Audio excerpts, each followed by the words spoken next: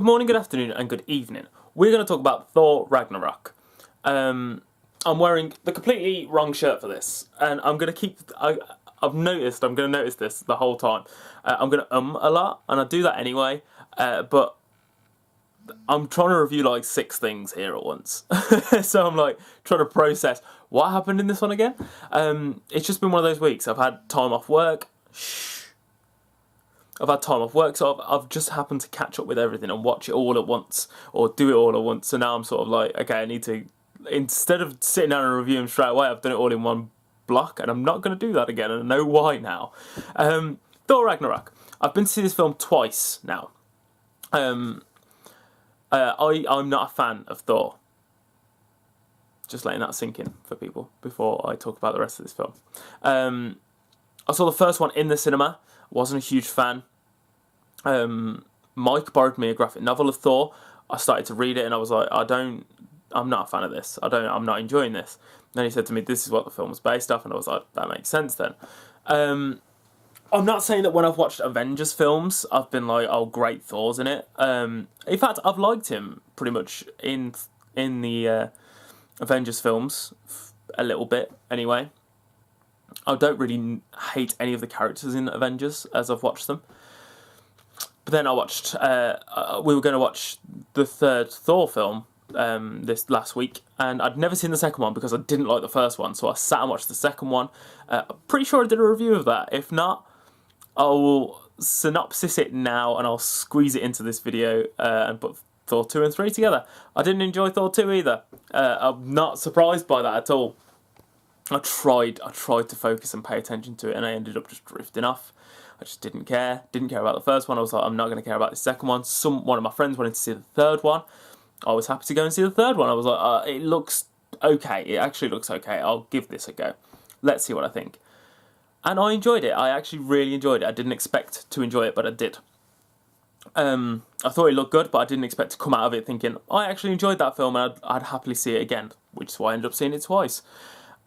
It's completely different. It's not a Thor film to me. We've seen 2 Thor films now that have been one way, and now we've seen this one that is completely different. This one, and me and Mike have talked about it now because he's seen it, and he made a good point. There were a lot of aspects in this that were very Guardians of the Galaxy. Like there was ships that seemed like Guardians of the Galaxy. It just felt like they were going to show up, and this was going to be sort of their link in a way for Infinity War. And I was completely with him. I understood that completely, and I was like, the humour and everything, it sort of comes across like Guardians were going to come into this film and they didn't. It's not a bad thing. It's not a bad thing at all. It depends how much more we're going to get of this sort of style for Thor. I don't know. It's weird that they've gone from the first 2 being quite different to this one, and now we've ended up with this film. It's like they are listening to people and they've understood that people really didn't enjoy the first 2 films, so they've changed it up. But have they changed it up too much? People have complained about the comedy in this, that it took away from the serious moments in the film, and I disagree. I thought it worked quite well. There were some notes that maybe, some parts of it where the notes were a little bit too happy to go into the serious stuff, but it didn't really affect my viewing of the film. There was a scene in there in the film where Odin, who is actually Loki, has put on a show, like a theatre production of how the last film ended and how upset Thor was, and how great Loki is for everything he's done for I was going to say Valhalla then, for his kingdom. I'm blanking on the name now, and it's going to really frustrate me until I get there. And the actors in that, I completely blew me away. I couldn't believe who was in this. So the friend I was with pointed out that it was Matt Damon, and I was like, oh my god, it's Matt Damon. I googled it afterwards and found out Liam Hemsworth is playing Chris Hemsworth's character of Thor, and Sam Neill is playing Odin. What a random group of people. And this also brings Sam Neill and Jeff Goldblum back together.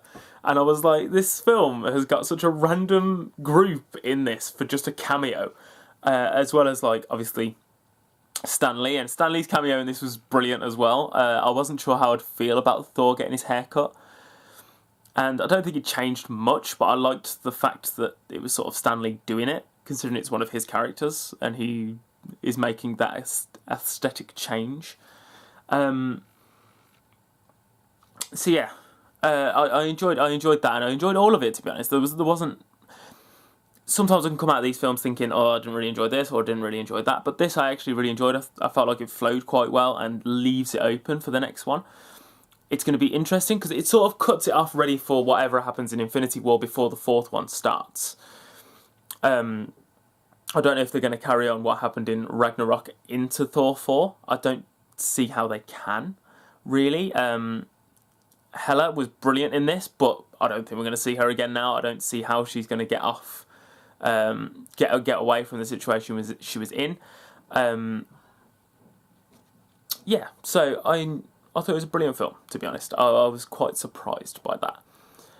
There's not much else I can really say about it. I've seen it twice. I'd recommend it.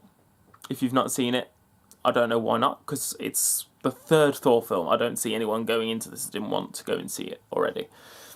So yeah, that's pretty much everything. I can't actually think of anything else I wanted to say, and that was really abrupt ending, I suppose. I felt like I was mid-flow and I've stopped because I just can't think of anything else I wanted to say. Korg. I knew it. I knew there was something else. Everyone is praising Korg in this, and I loved him. I thought it was hilarious. The first time I saw it, Millie, who I went to see it with, was absolutely wetting herself over this character, and I was more fascinated by the fact she was like losing her mind over this character. And the second time I was like, oh, this is why. But like her laughter was so loud in the cinema, I was like, what's going on over here? That I sort of missed part of his speeches and stuff, and some of the dialogue in this. And Loki gets some of the funniest lines in the Thor films before this, and he gets some of the funny lines in this one, but then Korg gets them as well. Some of the dialogue in these films, it's just brilliant. Some of the lines they come out with are just absolutely hilarious. So yeah, it's a very different Thor film, but for me it was more enjoyable. For a lot of people, it's been more enjoyable. I'd really recommend seeing this, and I think that's everything I'm going to say about it. I told you I'm going to stop bulk recording these because I'm trying to think of anything else that I'm missing, but I don't think I am. I hope you enjoyed this video, and I'll see you again in the next one.